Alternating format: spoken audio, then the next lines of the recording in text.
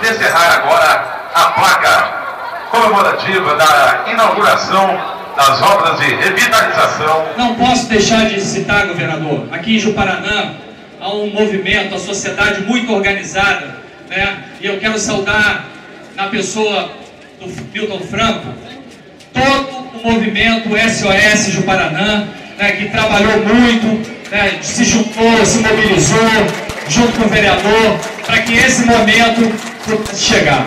Vicente, eu estou acompanhando esse assunto há uns 5, 6 anos, né, sobretudo quando agarrou no patrimônio da União.